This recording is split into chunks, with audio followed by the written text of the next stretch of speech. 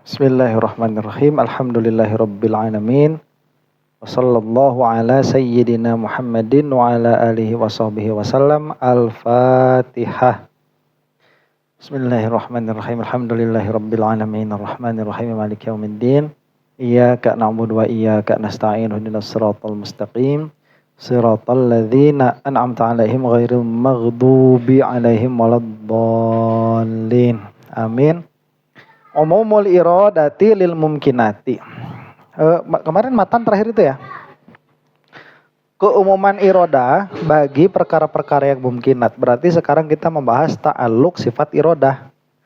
Wa tanzihul iradatil qadimati an antakuna li gharadin. Dan mensucikan irodah qadimah itu dari keadaannya sebagai gharad. Jadi jangan sampai kamu itu mengatakan bahwa irodah itu dia takhsisnya bil gharad. Gharad itu tujuan tertentu begitu ya. Jadi yang dibahas itu apa? Keumuman sifat irodah dan keumuman ta'alluq sifat irodah, dan sifat irodah ini mentakhsisnya bukan karena gharad. Nah, jadi setelah disebutkan kemarin bahwa Allah Subhanahu wa taala itu kaunuhu muridan, karena Allah memiliki irodah. Berarti ta'alluq awal irodah dengan Allah itu menjadikan Allah Subhanahu wa taala kaunuhu muridan. Nah, muridannya ini untuk membedakan dengan Mu'tazilah, maka muridan bi irodatin. Bukan muridan bi zatihi, tapi muridan bi irodatin qadimatin amatin fi jami'il mumkinat.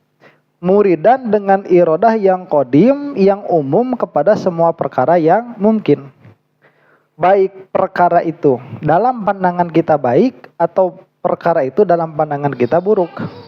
Jadi tidak ada perbedaan. Yang baik menurut kita tatkala dia terjadi pada kenyataan secara khusus, maka yang mengkhususkannya Allah. Tatkala kita melihat bahwa ini jelek, yang mengkhususkannya pun Allah. Kenapa demikian? Kenapa irodah ini ta'aluk dengan semua yang mumkinat, baik, bagus atau jelek. Lima arafta qablu fil qudrati, karena apa yang telah engkau ketahui sebelumnya pada sifat kudroh. Apa? Umum ta'aluk. Ya, umum ta'aluk. Karena apabila jika tidak umum ta'aluk, berarti ta'aluk kepada sebagian kan? Apabila ta'aluk kepada sebagian, maka akan melazimkan kepada hadis. Wa antakuna iradatuhu la li gharadin lahu, dan wajib juga kita meyakini bahwa iradahnya Allah itu bukan karena gharad bagi Allah. Bukan karena gharad bagi Allah. Kenapa? Karena apabila karena gharad, maka Allah itu akan jadi nakis pada zatnya, mutakammilan bi fi'lih, yang menjadi sempurna karena perbuatannya. Jadi kalau kita melihat kepada makna ya, kita membaca makna nih. Saya ini bodoh. Supaya saya jadi berilmu, maka saya harus ngaji. Maka tatkala saya dalam keadaan ngaji, itu adalah irodah saya. Cuman irodahnya ini karena saya ingin berilmu. Maka ngajinya saya karena irodah saya, karena gharad saya itu ingin berilmu, menunjukkan saya nggak punya ilmu. Paham? Dan saya akan sempurna, saya akan punya ilmu karena saya belajar. Jadi gharad itu akhirnya menunjukkan kepada naksun. Beda antara irodah dengan gharad. Saya mau ngaji irodah tuh. Kenapa mau ngaji? Karena pengen ilmu. Tuh berarti saya kurang. Paham? Kalau saya ini nggak ngaji, saya nggak punya ilmu. Berarti ngaji ini, perbuatan saya ini menyempurnakan saya. Irodah saya ini menyempurnakan saya. Gharad ini menunjukkan kepada kurangnya saya. Karena kalau saya mampu mengadakan ilmu tanpa belajar, saya bakal mengadakan ilmu tanpa belajar. Kalau bisa dapat ilmu pakai wirid kan mending pakai wirid ya. Duduk kayak orang bang wirid dia. Apal-apal jurumiyah. Padahal kan kalau dipikir-pikir sama aja ya. Sama aja sebetulnya mah. Kita cuman salah jalan. Kita selesai sholat simpan kitab jurumiyah. Selesai sholat ngapalin jurumiyah wirid gak itu? Zikir. Malah kalau kata ulama itu bukan zikir kalau pertama kalinya, apa? Jihad. Ya, kamu belum hafal jurumiyah, habis sholat baca jurumiyah, itu jihad pahalanya, bukan zikir. Kalau udah hafal, murojaah ya, daripada poho deui bisa ditanya ke ustad. Nah, kamu ngulang-ulang tuh. Nah, itu baru apa? Zikir. Sama aja padahal. Makanya zikirnya santri itu ya bait-bait itu. Zikirnya santri itu. Pelajaran-pelajarannya. Nah, yang harus ditekankan itu apa di sini? Bahwa irodahnya Allah itu bukan karena gharad. Nah, kemudian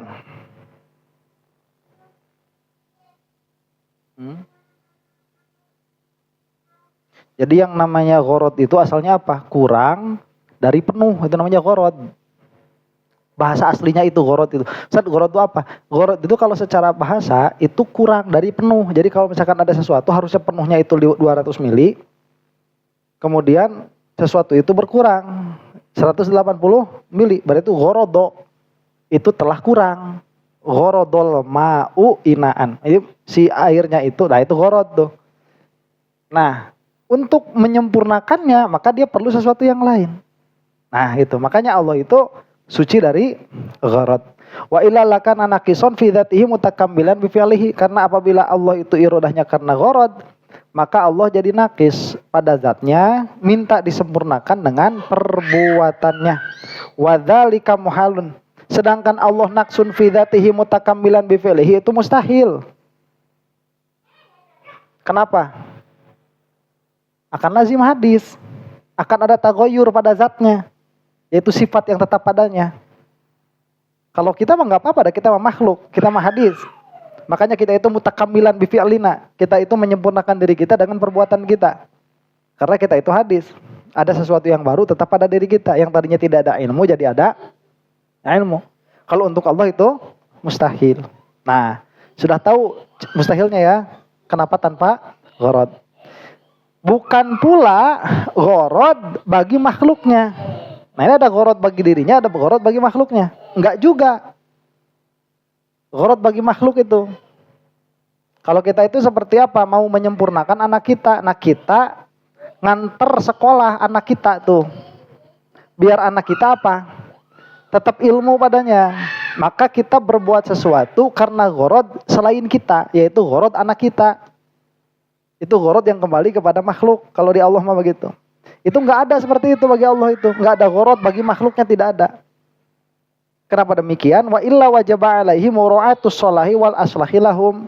Karena jika begitu, maka akan lazim bagi Allah itu mura'atus sholah wal aslah. Jadinya Mu'tazilah. Ya. Kenapa Allah itu mematikan orang ini tatkala kecil? Karena kalau sudah besar akan jadi kafir. Ini untuk kemaslahatannya. Untuk kemaslahatan orang ini maka aku matikan dia sejak kecil. Oh, itu kan dijadikan dalil itu yang Nabi Khidir tuh sama siapa? Sama Mu'tazilah. Ya. Kalau kita mah enggak masuk ke situ. Begitu itu mah kita masuknya ke dalil apa? Ke dalil bahwa syariat itu dengan perintah Allah dan dengan larangannya. Jadi takbih tahsin akli maksudnya enggak ada tuh di situ. Si Mu'tazilah mah melihatnya itu karena gharad. Nah, wa huwa muhalun lima sayati, dan itu pun mustahil. Sebagaimana akan dijelaskan nanti. Jadi maksudnya Allah menjaga sholah aslah mustahil. Kenapa? Karena kalau misalkan sholah aslah itu dijaga, maka tidak boleh ada keadaan yang paling buruk. Itu tidak boleh ada tuh keadaan yang paling buruk tuh. Karena keadaan yang paling buruk itu dia bisa dibandingkan dengan yang aslah. Memang sholahnya itu seseorang hidup dalam keadaan bahagia, mati dalam keadaan mukmin. Itu yang sholah. Ya kan? Semuanya begitu tuh. Banyak duit, pinter, cerdas, tauhidnya lurus, fikihnya bagus, mati dalam keadaan mukmin, di akhirat nanti masuk surga. Itu yang sholah. Cuman kalau yang aslah ada begini, ini orang kalau dikasih kaya nggak bakalan mau ngaji, maka kita kasih miskin supaya mau ngaji. Jadi ini dikasih miskin itu karena supaya mau ngaji, biar gak ada kerjaan. Ya wala sekarang ngaji gawe aing mah ngaji. Oh, sampai dia itu akidahnya bener, dipikir-pikir iya ya. Sangsara ngeus kalau pas genunya acan kan dilepaskeun. Jadi zuhud bener tuh. Gara-gara apa? Gara-gara Miss Queen. Tuh, jadi diciptakan itu berarti apa? Aslah daripada dia itu dibikin kaya.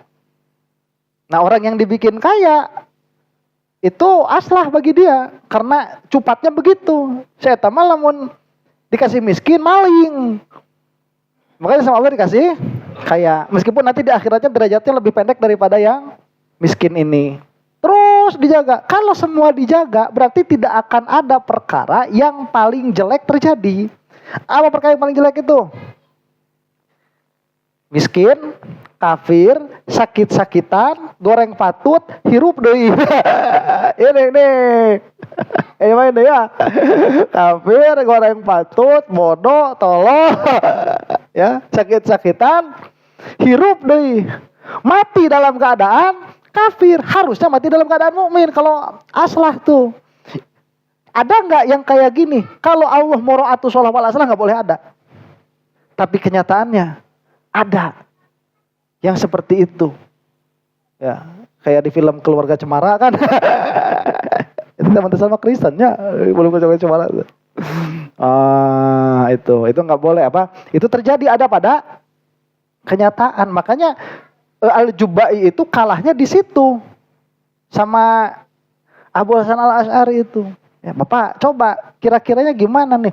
Kalau ada anak kecil nanti di yaumil qiyamah ya, sama masuk surga. Kalau ada anak kecil di yaumil qiyamah protes sama orang yang mukmin yang mati dalam keadaan surga besar, kan pahalanya banyak tuh. Si anak kecil ini protes begini. Ya Allah, kenapa engkau matikan saya dalam keadaan kecil? Padahal kalau misalkan saya ini sudah saya dikasih keadaan besar, saya akan dapat derajat surga yang itu. Kata Allah, kamu kalau dikasih besar bakal mati dalam keadaan kafir. Makanya aku matikan kamu dalam keadaan kecil. Nah, itu jawaban Jubai bakal begitu. Kan jawab keneh kan? Berarti ciri benar itu bisa menjawab dengan benar.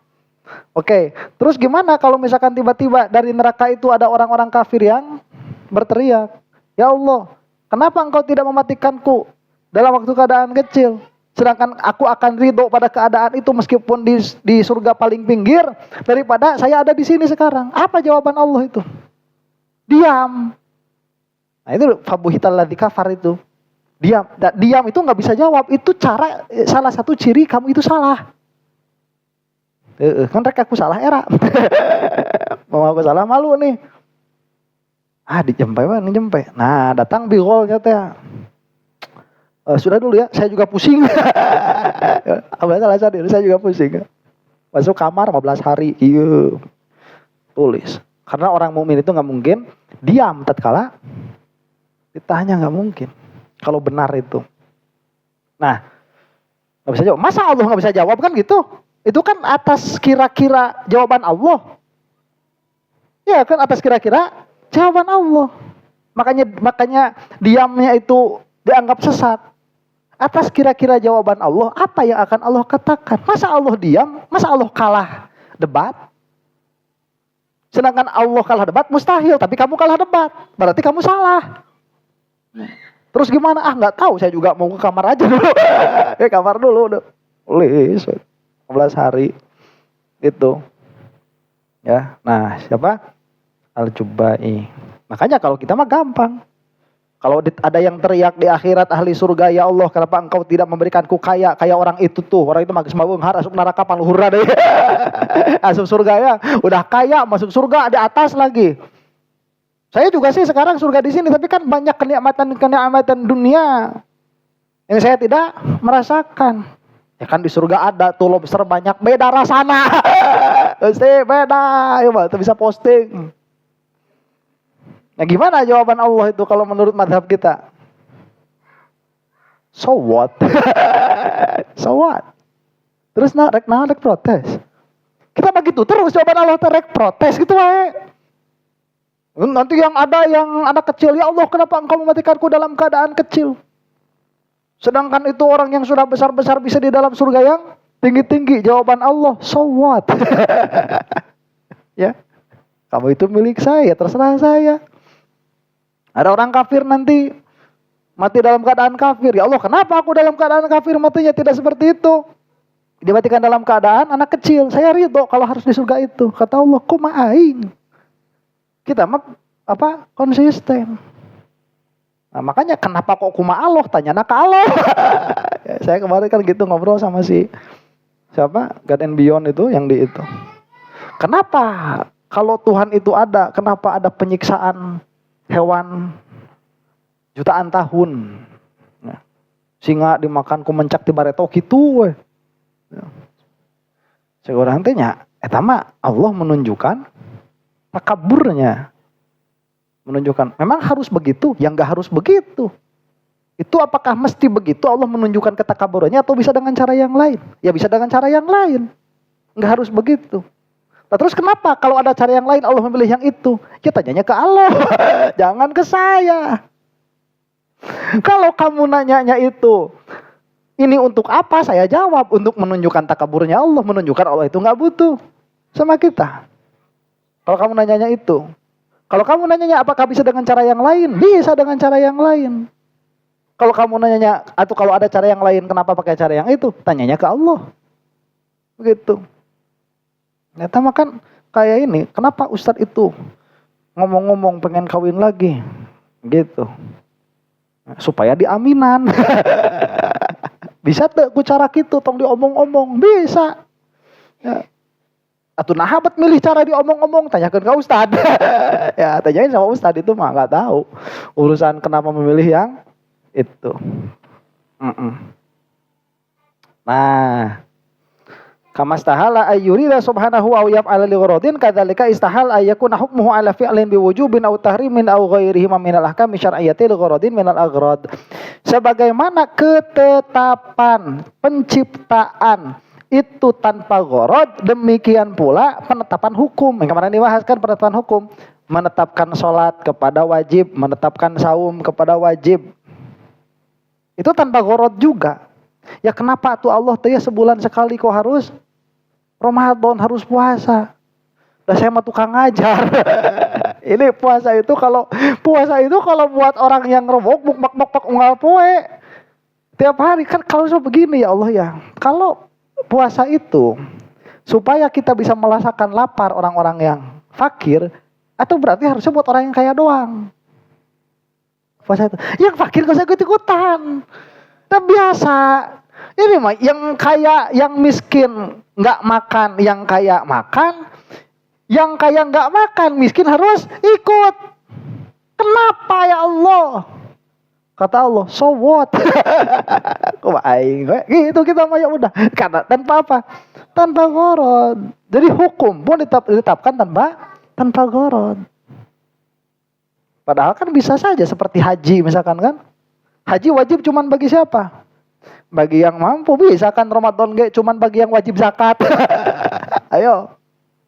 Puasa Ramadan bagi yang wajib zakat. Karena kalau dia wajib zakat berarti dia punya duit. Berarti selama 11 bulan dia bisa makan. Nah yang 1 bulan ini bagian orang miskin. Makanya protes dia orang miskin. Ya Allah kenapa tidak 50-50? Biar enak kali-kali ya tuhnya. Genep bulan gitu nu beunghar puasa genep bulan. Naon buka genep bulan. Nu fakir mah teu kudu di bulan-bulan. Nah ada seumur-umur kita mah dahar. Enggak bisa itu mah tanpa apa? Tanpa gharad itu. Hukum pun tanpa gharad. Di annal af'ala kullaha mustawiyatun fi annaha khalquhu wa ikhtira'uhu. Karena perbuatan Allah Subhanahu wa taala itu dilihat dari segi perbuatannya. Jadi bukan dilihat dari segi tahakkuk fil kharij. Itu sama saja bahwa semua itu adalah ciptaan Allah dan ikhtira'nya Allah. Ya. Fata'ayyunu ba'diha lil ijabi wa ba'diha lit tahrimi aw ghairihi. Maka jadi jelaslah sebagiannya itu karena wajib, sebagiannya itu karena tahrim, dan sebagainya itu karena selainnya. Waqi'un bimahdil ikhtiyar, itu hanya karena ikhtiarnya Allah. Jadi kalau misalkan dilihat, apa bedanya zina sama kawin, apa bedanya? Sama perbuatannya itu juga sama. Terus kenapa yang ini dibuat sama setan, yang ini dibuat sama Allah? Kenapa? bukan, sama Allah semuanya sama saja. Minum khamar sama minum susu sama minumnya. Terus kenapa minum khamar sama setan, minum susu sama Allah? Nih Rasulullah SAW itu kan dikasih 3 pilihan waktu Mi'raj itu. Ada khamar, ada air putih, ada susu. Yang dipilih sama Rasul yang mana? Susu. Kenapa nggak pilih air putih? Bunuh nama lagi ketipunya. Ini yang paling jernih. Ternyata khamar itu yang ini mah yang saya baca ya, kesimpulan saya ya. Ternyata khamar itu ibarat dari mujassimah. Air putih itu ibarat dari mu'attilah. Susu itu mah ada pertengahan begitu. Pertengahan susu mah. Ya putih makan nya ciharang mah. Air putih begitu, air jernih. Enggak ada tuh. Itu kemarin saya lihat, oh iya kira-kiranya begitu. Makanya milihnya apa? Susu milihnya. Rasulullah kok? Oh nya ngaran mah. Fata'ayyunu ba'di halil ijabi, maka berbuat minum susu dan minum khamar, yang satu minum khamar ini haram, minum susu ini halal, itu bukan karena gharad sama Allah ditentukan halal dan haram itu. Karena apa? Ya ikhtiarnya Allah saja. Bukan karena sebab baginya, dan akal tidak bisa masuk untuk menentukan kenapa ini halal, kenapa ini haram, gak bisa masuk. Ayo, kenapa? Dalam pengertian begini ya. Dalam pengertian begini, kenapa daging babi itu misalkan haram, sedangkan daging tongorana, sedangkan daging domba tidak, daging kambing, begitu. Itu kita nggak bakal bisa masuk. Coba-coba akal masuk ke situ nggak bisa. Wala majalil akli. Di dalam apanya? Bukan di dalam ilatnya, tapi di dalam pengharamannya. Kenapa itu diharamkan? Nggak bakalan bisa tahu akal itu. Tapi setelah itu diharamkan, kita baru bisa cari ilat. Tapi kenapa ilat itu yang diharamkan? Misalkan muskir ya. Muskir yang memabukkan. Kenapa memabukkan itu diharamkan? Kalau misalkan kita tanya, kenapa haram itu, kenapa khamar itu diharamkan? Karena muskir, karena memabukkan. Pertanyaannya, kenapa memabukkan itu diharamkan? Cek aja, karena menghilangkan akal. Ari sare, tidur tuh hilang akal nggak? Hilang akal, berarti harusnya tidur juga. Haram harusnya itu. Tidur juga harusnya haram, karena sama-sama hilang akal. Tapi kan ini mah hilang akalnya ngaco. Kamu teh sing bener ilatnya hilang akal doang. Apa hilang akal ngaco? Beda. Jadi kalau misalkan ini khamar diharamkan, kita bisa tahu ilatnya apa. Tapi kalau kenapa Allah mengharamkan ilat itu, kita nggak bakal bisa tahu. Bimahdil ikhtiar berarti. Hanya dengan ikhtiarnya Allah Subhanahu wa taala. Wa innama yu'rafu bisyar'i faqat. Itu hanya bisa diketahui dengan syariat saja. Maka kita tahu nih, kenapa khamar ini diharamkan. Ya, karena Bang Haji tidak suka. Karena Bang Haji sudah tidak suka. Kenapa khamar ini diharamkan? Ya karena dia muskir. Tahu dari mana atau kenapa muskir ini diharamkan? Karena ada ayatnya. Jadi balikan ayat, balik ke syariat itu. Akal tidak ada tempat masuk untuk memahaminya. Wabil jumlati, dan kesimpulannya, maka perbuatan Allah Subhanahu wa taala dan hukum-hukumnya itu tidak memiliki ilat. Ya. Apa? Mengharamkannya nggak ada ilat tuh. Memakruhkannya nggak ada ilat. Membolehkannya tidak ada ilat. Ilat hukum ada. Ilat penetapan hukum tidak ada. Wabil jumlati fa'af'aluhu ta'ala wa ahkamuhu la illatalaha. Maka kesimpulannya, perbuatan Allah dan hukum-hukumnya itu tidak ada ilatnya. Wa mayujadu minat ta'lili lidzalika fi kalami ahli syar'i fa muawwalun bil amarati aw nahwiha mimma yasihhu. Adapun kalau misalkan ahlu syariat, ahlul fikih menyebutkan ada ilat, kan ada ilatnya nih. Apa khamar itu ilat tahrimnya? Muskir. Berarti gara-gara muskirnya itulah Allah mengharamkan. Enggak, itu ditakwil, bukan ilat itu tapi amarot. Apa tanda Allah mengharamkan sesuatu ini? Tandanya itu apa? Muskirnya. Maka apabila kita mendapati muskir pada sesuatu yang lain, kira-kiranya Allah juga mengharamkan itu. Kenapa Allah haramkan? Tanya Allah. Tanya Allah, jangan tanya saya. Cuman kalau ada muskir berarti ada mengharamkan. Cuman muskir kan tidur juga muskir, bukan muskir tidur mah. Karena yang namanya muskir itu apa? Izalatul akli. Jadi dia hilangnya akal beserta tetapnya kekuatan badan. Tuh muskir. Ya. Sakron. Ya.